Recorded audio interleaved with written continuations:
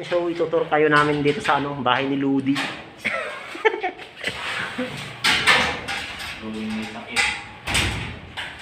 Ayan, so wala siya ngayon dito guys. So, medyo masama yung pakiramdam. Ah! Boy!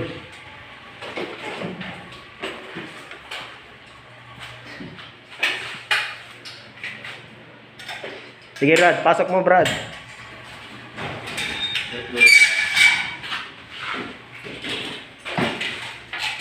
So ito yung kulungan guys. Kulungan ng mga loko-loko. Kulungan.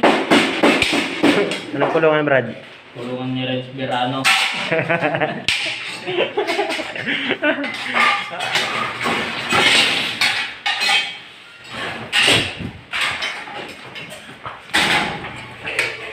Naka-aircon pala si ano eh.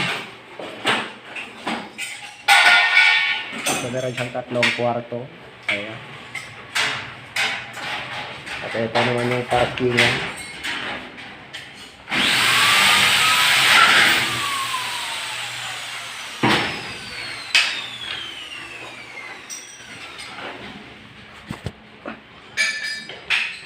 Ayan, at salamat sa pagkape mga brother. Bayad yun.